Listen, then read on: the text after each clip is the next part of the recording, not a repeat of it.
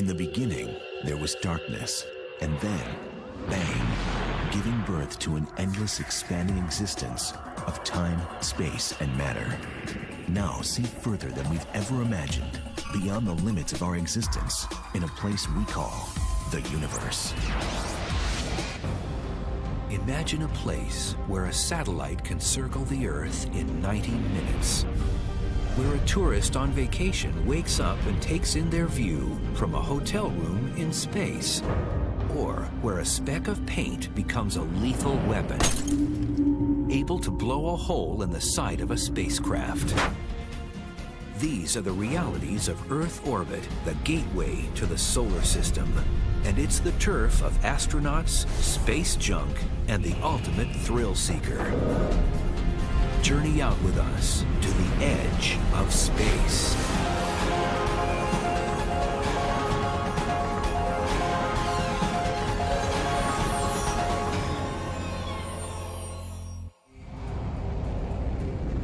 In the not-so-distant future, a human will board a rocket, sit on an open platform, and launch 120 miles straight up into Earth orbit.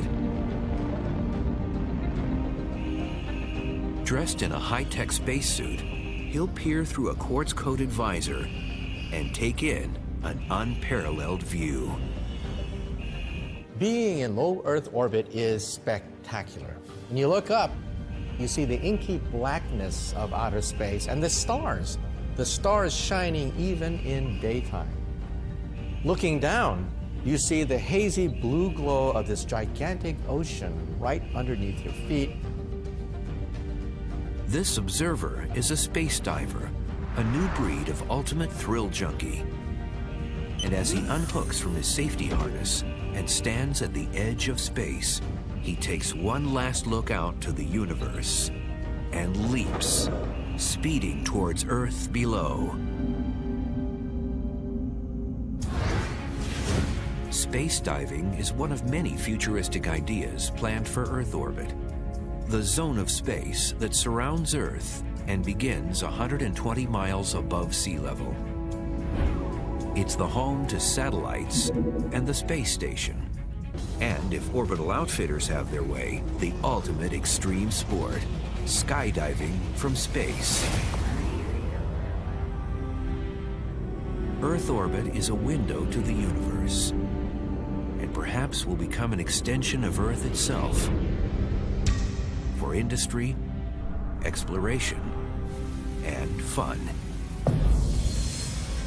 But the environment in Earth orbit is very different from home. Oxygen ceases to exist here, and the atmosphere that provides a protective shield around Earth disappears. Cosmic threats lurk for those who dare explore here. We forget that outer space is dangerous. We forget that in outer space we have cosmic radiation, we have solar flares, we have meteors, we have space debris. It's an obstacle course being out there in outer space. Like free-fall skydiving junkies who leap out of planes and speed towards Earth, space diving might seem like the ultimate thrill. But its idea is based on very serious intentions.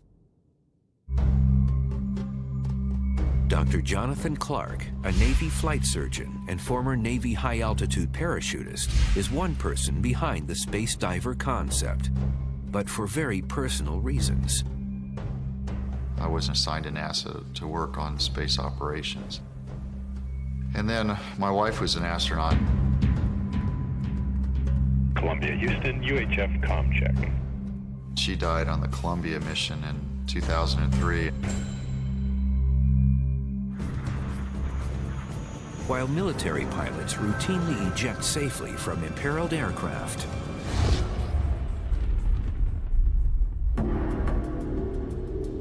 currently, there is no evacuation procedure for astronauts to eject from a spacecraft during a catastrophic event. About 1% of the time, we have a major booster rocket failure or a catastrophe in outer space.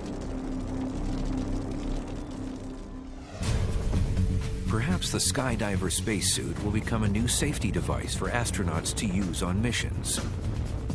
And its first test is a 160,000-foot jump. To survive re-entry, the skydiver spacesuit has many critical features. A protective one-piece jumpsuit that insulates from the negative 40-degree Fahrenheit space environment to the 464-degree heat generated from re-entry. Small gas jets on each glove to orient and direct the body during weightlessness. A full closed-loop oxygen system that will recirculate and remove carbon dioxide for the 10-minute trip home.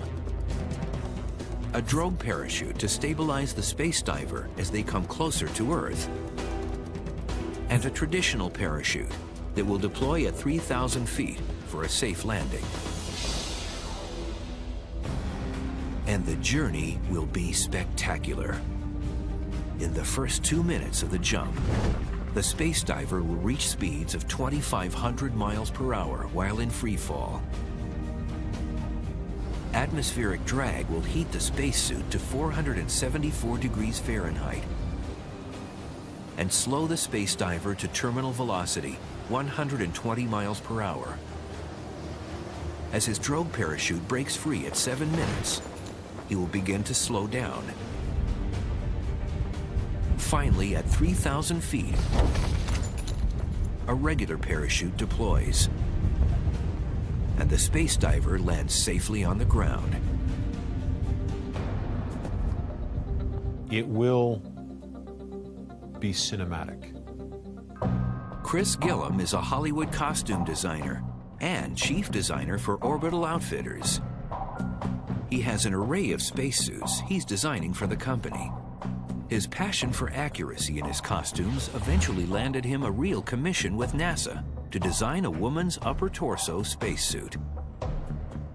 While looking at real suits very close up, you start to understand that they're not just a white jumpsuit with plastic fittings and a bubble helmet. Think of a spacesuit as a personal spacecraft. To protect the body, spacesuits are designed in layers. Imagine the kind of clothes that you'd have to wear if you were walking through the Sahara on twice its worst day ever, and then make one more step and you're into the Arctic. That's the kind of clothes you have to wear. And when considering the form and function of his Orbital Outfitter suits, Gillum looks back in time to medieval armor to help create future designs. Here is our 14th century hourglass gauntlet. That knuckle bow is almost identical to the one that is under the fabric cover in a shuttle spacesuit glove. And interesting enough, it's almost the exact same shape as well. And it performs the same function. While space diving might be years away from becoming a reality, thrill seekers are already making their way to the edge of space, the realm of Earth orbit. Up until 2001, the privilege of orbiting Earth was reserved for the elite few. Astronauts chosen to work in space. But that's before space tourism became a reality. One of the dreams of most of the people associated with the spaceflight world is to actually fly themselves. And so space tourism has been an important component in people's thinking about spaceflight from the very beginning. Right now, Space Adventures Limited is the only company delivering that dream. We are the world's only private space travel company. Space Adventures started 10 years ago when its first client took a very high-altitude ride on a Russian jet.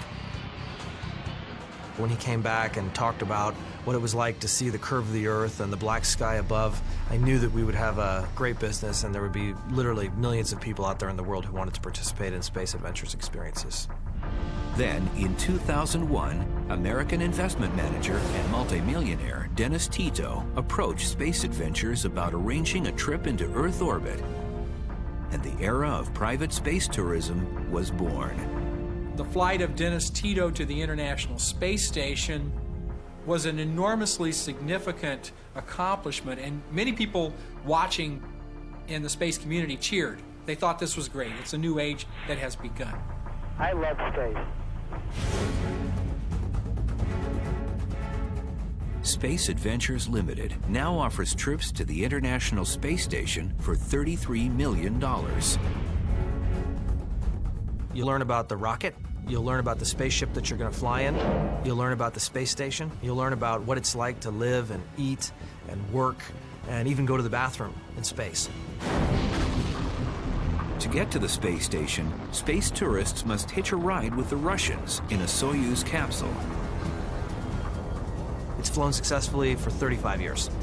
This great feat of human engineering will deliver you from the ground to orbit in less than 8 minutes. Once delivered to the space station, space tourists live like real astronauts.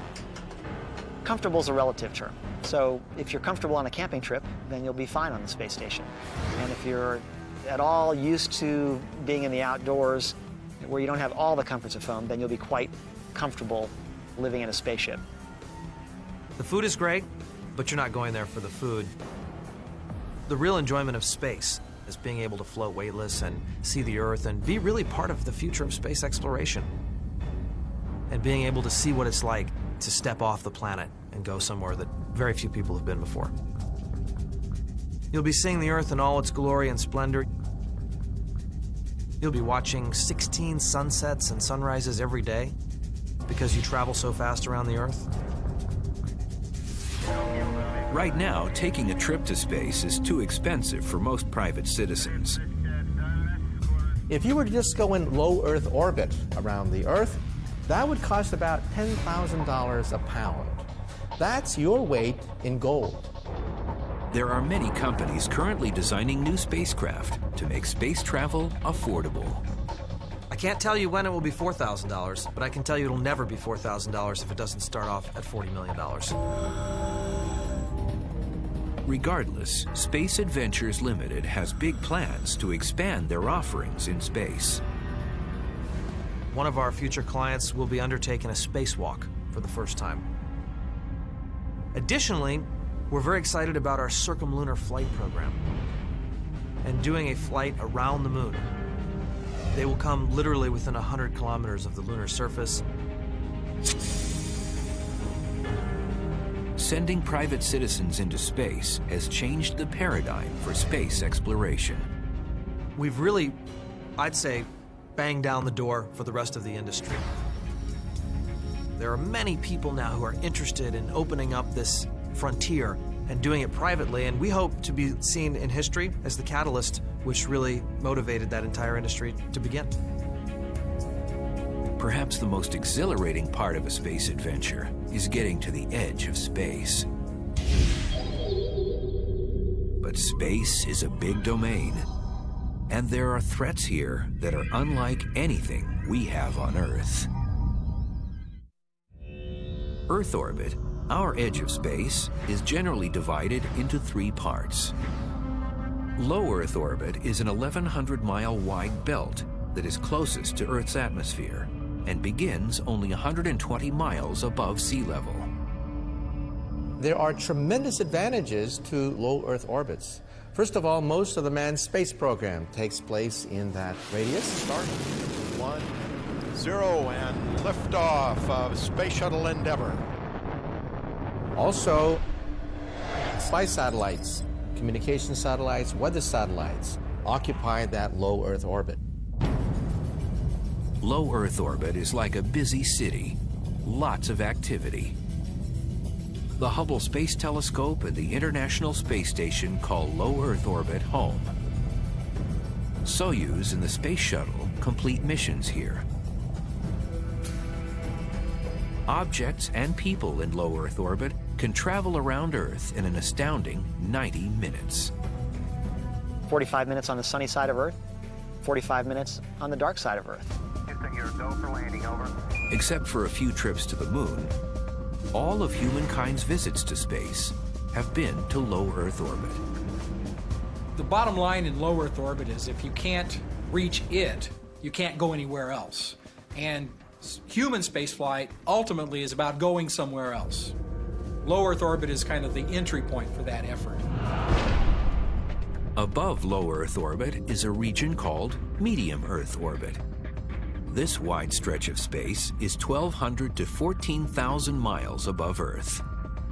Many communication satellites are launched into orbit here, including global positioning satellites. GPS satellites roughly orbit the Earth at about 12,000 miles, what we call a semi-synchronous orbit. So basically, they orbit the Earth twice per day, once every 12 hours. GPS is set up into 6 orbital planes. So if you can imagine a globe, there are 6 orbits positioned in equal spacing around the Earth, with roughly 4 or 5 satellites per orbital plane. And basically that gives us coverage around the world. GPS satellites sit at this altitude so that multiple satellites are in view from one location on Earth at any time of day. It takes 4 satellites to get you your exact location. The first will give you a roundabout area, the second will refine it, as well as the third, and finally the fourth says you're exactly here. Medium Earth orbit is also home to the treacherous Van Allen radiation belts. These belts of high-energy charged particles can send a $300 million satellite spiraling out of control, or give a human being a fatal dose of radiation. These belts stretch out from Earth like elongated rings. Satellites are carefully placed in specific altitudes to avoid these destructive belts of particles from the sun. Even farther out lies high Earth orbit, or geosynchronous orbit. If low Earth orbit is a busy city, high Earth orbit is rural farmland. 22,000 to 35,000 miles above sea level, satellites hover above Earth, taking in an unparalleled view from a distant vantage point. Here, over 2,000 satellites call high Earth orbit home. These satellites appear to be stationary. They make a circuit around the Earth every 24 hours, but so do we. So we have the optical illusion that these satellites are sitting there in outer space. But in order to reach Earth orbit, an object must first leave the ground and be delivered into space. To do this, a rocket or spacecraft needs to achieve the appropriate speed and hit a target direction and altitude. Go even a few miles per hour too slow, and the forces of gravity and drag of the atmosphere will pull a spacecraft down, crashing it to the ground. So the idea is to get out of the drag of the lower atmosphere, beyond all that turbulence and friction, and then start racing for the right direction and speed after you get up above the sensible atmosphere. And there's a very good reason why spacecraft launch straight up rather than at an angle like an airplane. So what typical space launches do is go straight up through the atmosphere to get through the thickest part initially, and then they begin to arc over a few miles up and then start to increase their velocity in the desired direction. To reach a target orbit, a spacecraft must travel 17,500 miles per hour and follow a specific trajectory from the ground to desired altitude. Even 1 degree off, and a spacecraft will end up in the wrong orbit. After an 8-minute ride and millions of gallons of fuel burned, a spacecraft is now in orbit. An orbit is a reoccurring path around another object. Like Earth revolving around the Sun, a satellite or spacecraft is held in orbit by gravity. Earth's mass creates a gravitational force that deflects an object's path from a straight line. It might be assumed that Earth's gravitational pull loses much of its influence this high in the sky. But in low Earth orbit, Earth's gravity is only 2% less powerful than it is on the surface of the planet. The way you stay in orbit is to go at a high enough speed or velocity that you are falling back to the Earth, but you're going so fast that your curved path actually never strikes the curved surface of the Earth. You just keep falling around the world over and over again. So you're not leaving the gravity behind, but you're being spun around the planet by gravity. It's what's holding you in this circular path around the planet, and it's making you fall back to Earth. In theory, objects can stay in orbit forever, as long as they have enough speed to resist the pull of Earth's gravity. There are two types of orbits, circular and elliptical. Circular orbits are for satellites or spacecraft that need to maintain a consistent altitude and travel in a regular circle around Earth. Mapping satellites, GPS, and weather satellites all use circular orbits. Elliptical orbits are oval in shape. They're used when a high altitude is needed for part of the orbit, without having to go all the way to high-altitude circular orbit. Spacecraft delivering satellites into high orbits use elliptical orbits to deliver their payloads. Whether traveling in a circle or an elliptical path, there are many things in Earth orbit that are dangerous. In October 2007, the U.S. Navy shot down an out-of-service satellite with a cruise missile before it re-entered the atmosphere. The reason? The satellite carried hazardous material on board, and had it crashed to the ground, could have poisoned thousands. That hazardous material was 1,000 pounds of hydrazine, which is a standard propellant. The operation was called Burnt Frost, and it was the most elaborate effort thus far to protect the world from a serious yet growing problem called space debris, or space junk. Space junk is anything that's man-made that was put into space and is no longer functioning. Oh, we've got junk that's been up there for as long as we've been in space.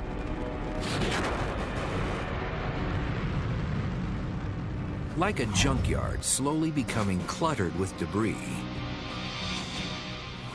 From the first launch of Sputnik in 1957, debris has steadily been accumulating around planet Earth. 50 years into the space race, we have littered the heavens with our garbage. And now, about 20,000 pieces later, Earth orbit has turned into a deadly debris-filled junkyard. It looks like the Earth surrounded by a hive of bees. Most of the space debris includes shards of rockets, satellites that no longer function, or pieces of an object that have broken up after a launch.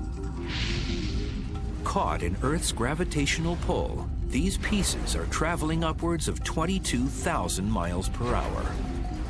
Say more than 10 times faster than a bullet.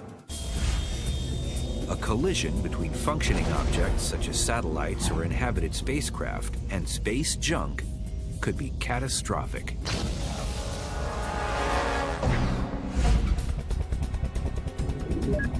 The Joint Space Operations Center, or JSPOC, is a top-secret Air Force surveillance unit that makes it their business to track every object that orbits around Earth, including space debris. We use a number of different sensors around the world, known as the Space Surveillance Network. It's a network of 29 stations all around the globe, radars as well as optical telescopes that track over 18,000 man-made objects in space. And that includes active satellites as well as dead satellites, and then rocket bodies that were associated with those launches, as well as debris, things that have just shed off. If they were to run into each other, it really would be a catastrophic conjunction.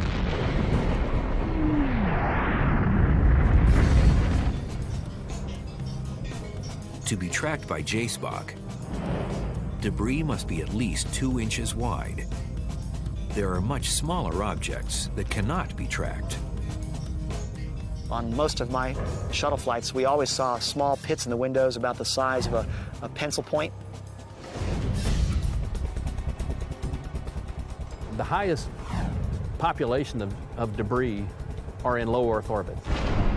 And in 2008, an intentional collision between two satellites created an international outrage and a cloud of debris that threatened low Earth orbit like never before. Our edge of space is Earth orbit, a new frontier for space tourism and exploration. But danger lurks here, space debris, and it threatens our spacecraft and satellites like never before. In 2007, the total estimated amount of space debris was 20,000 pieces, 14,000 of which were trackable. Then, in 2008, China's space program intentionally crashed two satellites together as an anti-satellite test. The international space community was outraged. The 10th of January of 2007, the number of objects we were tracking was less than 14,000. Here we are 16 months later, and we've increased that number by over 30% to over 18,000. The problem of space debris continues to grow, and collisions have already occurred between space junk and functioning objects. One of them was a piece of debris that struck a gravitation boom on a spacecraft, severed the boom. To avoid future collisions,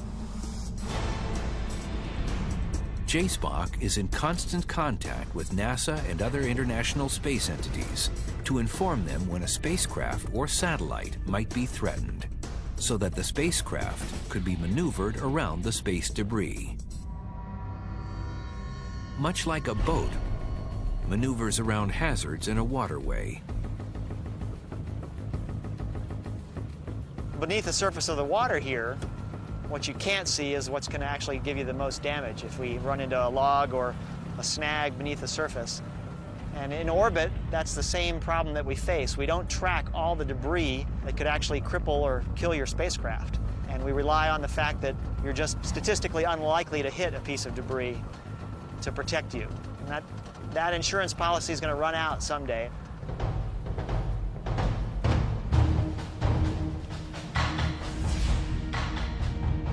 Fortunately, there haven't been any catastrophic collisions between inhabited spacecraft and space debris, yet. We've never seen a human-piloted spacecraft run into orbital debris and been damaged, but we've had some close calls. Objects, no matter what their size, are always in danger of being pulled out of their orbits by orbital decay. Orbital decay occurs when an object loses speed caused by friction and begins to be pulled towards Earth by gravity.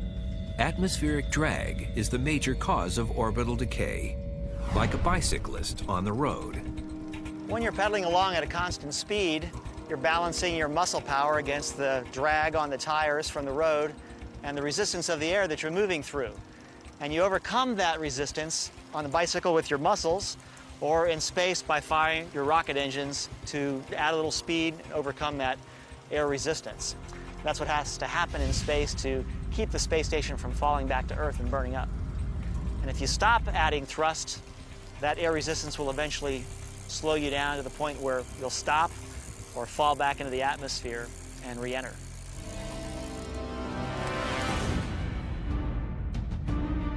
Some pieces survive re-entry.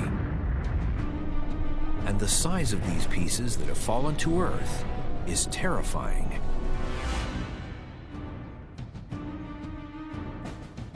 In the last 40 years, 17,000 pieces of space debris have survived re-entry. Back in 1997, we had a 570-pound stainless steel tank that landed about 50 yards from our farmer's house in Texas. He was not particularly pleased by that. If a piece of debris does survive re-entry, it travels at subsonic speeds of 120 miles per hour until it hits the ground. There was a re-entry that came in to Cape Town in South Africa. It was during the day. There were people out working in fields, They heard a sonic boom, and they looked up, and they basically saw this material coming down. The Aerospace Corporation in El Segundo, California, is a facility that collects and studies space junk for the military and private companies. This is a piece of what was once a piece of space junk. This was a part of a rocket stage that was used to put a GPS satellite in orbit. And here you can see the brackets that were actually melted off as this came down. We actually have cut samples here to try to understand what happened in this area, how hot did it get, and we use that information to improve our models. Understanding how these pieces survive re-entry is important for future spacecraft and satellite construction.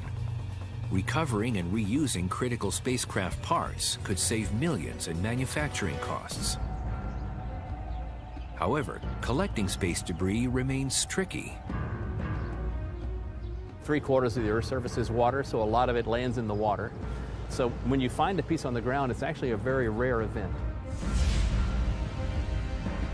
It's estimated the amount of space debris will double by 2050. But that hasn't deterred entrepreneurs who continue to explore Earth orbit as a business location.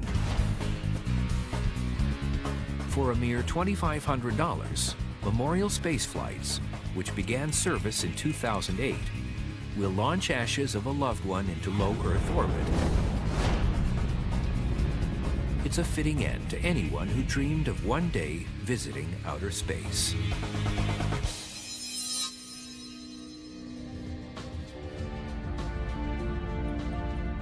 This is just one of the many ideas entrepreneurs are developing for Earth orbit. But to run a business in space, there needs to be a way to obtain permanent occupancy. Here we are in the early years of the 21st century, and I foresee space becoming an industrial park. Skylab, Mir, and now the International Space Station have all provided an arena for long-term habitation and experiments in space. What if private companies could also have spacecraft orbiting the Earth? I think we were and are the first company to have deployed that kind of structure.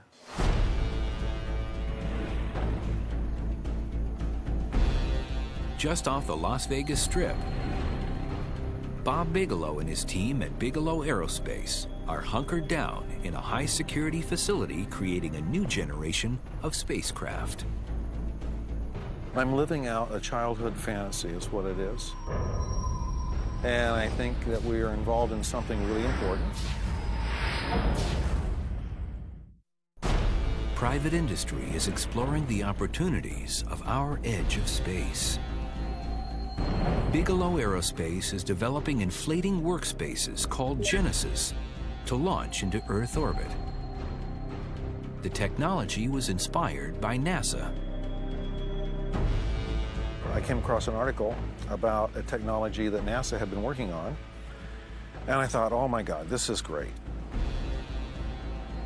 NASA developed an inflatable module, a room called the Transhab. It was going to be joined to the space station to provide more living space. NASA was never able to afford executing that plan. Eventually, after a number of years, we acquired the licenses from NASA for their patents. The concept is ingenious. Bigelow spacecraft are inflatable pods that tuck into the nose of an unmanned rocket during launch, then expand to 3 times their travel size to full capacity once released into orbit. In a rocket fairing, you only have so much volume, so much room. Like this bottle. That's as big as it gets, that's it. But if you launch something in that volume that can later expand to 3 times its size, you have a lot more room to do something with. We use compressed gas to expand it into its form. The inflatable spacecraft can be adapted to whatever a client might need. Research laboratory, manufacturing facility, hotel space, all emerging industries for Earth orbit. We can host a variety of different kinds of clients, and they only have to pay for the specific time that they're interested in. The spacecraft is assembled from very durable but bendable materials called soft goods systems. You've driven all your life on soft goods. You've driven on tires. Inflatable systems can be extremely reliable and very strong. Bigelow's not worried about the reliability of his launch system. The Dnepr-18 rockets he's using are the same ones the Russians trust with some of their most precious payloads. They have about 1,100 of those rockets with nuclear missiles on them right now. We're not going to fail because the rocket failed. Once in orbit, instrumentation is powered by 4 solar panels, just like the International Space Station. The Genesis spacecraft is a new generation of space station, and it might be a vast improvement from the government issue brand. What we're working on, if we're successful, is a much safer vessel for humans to be in than the aluminum cans are. Our inflatable hull structure is adequate to protect against any type of thermal effects, micrometeoroid protection, radiation effects. Bigelow Aerospace now has 2 private spacecraft, Genesis 1 and 2, orbiting 340 miles above Earth. The only privately owned spacecraft of their kind orbiting in the edge of space.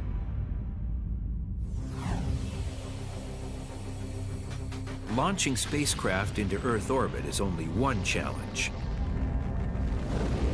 Picking an appropriate inclination for its orbits is another.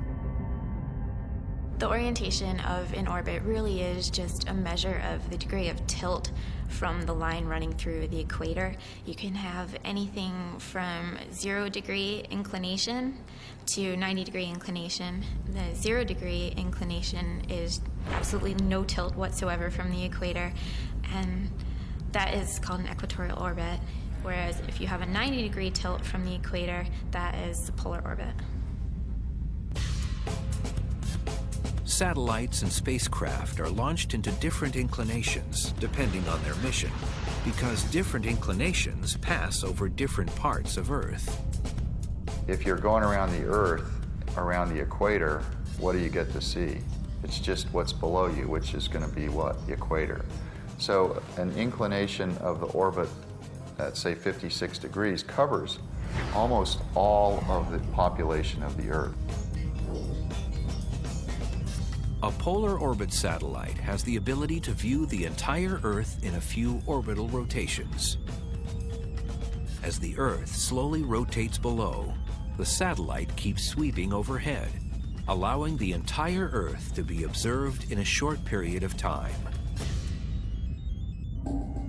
If the mission is for espionage or observation, sun-synchronous orbits allow satellites to pass over the same point on Earth at the same time every day.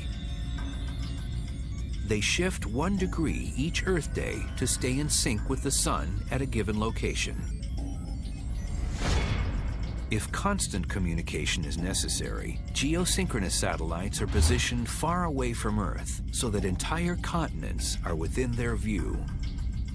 It matches the rotation of the Earth and appears to hover in the sky. It's a very useful trait of that orbit because you can then stay constantly in radio or television touch with the spot on the ground below.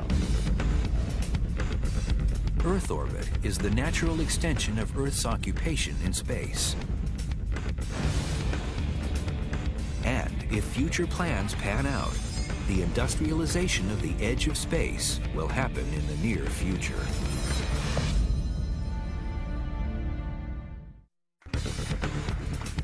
It was only 40 years ago John Glenn entered Earth orbit. What the next 50 or 100 years holds for the future of Earth orbit is as exciting as perhaps a walk on the moon once was to an older generation.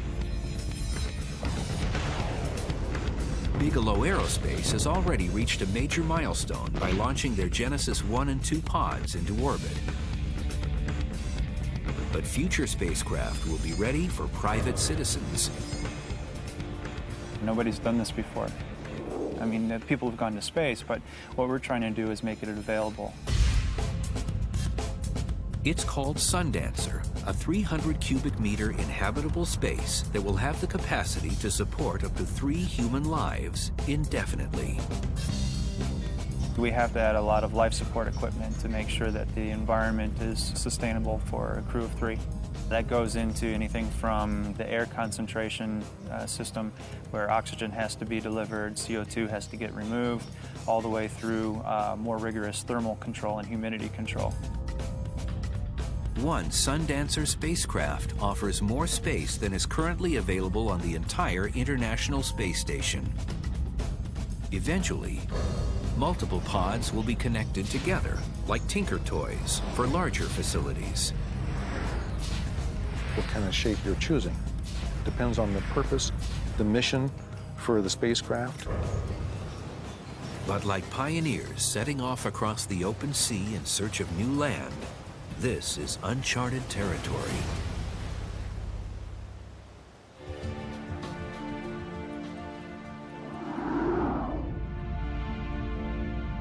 We have an opportunity to turn that vision into a reality. And so far, that's exactly what we're doing. They are one group of many that dream of permanent occupancy at the edge of space. One thing remains clear. Earth needs an easy way to deliver spacecraft, cargo, and people into space to take advantage of Earth orbit. And the ideas are spectacular.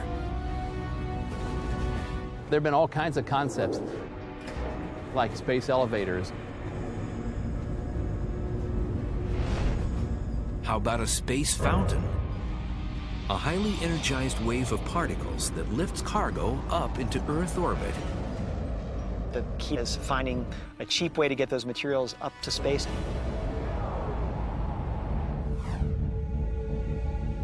Or perhaps the resources of space can be mined in a facility orbiting Earth. Using the resources that are on the moon and the asteroids nearby to build things in space themselves, and not have to spend the money to haul them up from the ground. For example, Lewis and Clark, when they went across the continental U.S., they didn't haul all their drinking water and firewood with them from St. Louis on the way west. They used what they found along the way. Earth orbit's greatest gift might be sustainable power. Imagine an array of solar panels that generates enough power to light up a continent. That's probably one of the most promising avenues to pursue in the next 50 years in space, is to find a way to make cheap solar collectors and then build the collecting antennas on the ground so that we can use inexhaustible solar power to reduce our reliance on the finite supplies of fuel and energy we have here on Earth. One thing is certain. The edge of space is the entryway to future exploration, a stopping point to the destinations across the universe. I'm very excited about a future, decades from now, where the Earth really is the Garden of Eden of humanity, where we've taken care of our planet, our parks, our enjoyment, and the things that we love about the Earth are taken care of. And all the things that we do in terms of manufacturing and resource extraction and energy and mining, those things take place in space. And of course, low Earth orbit is the gateway to the rest of the solar system.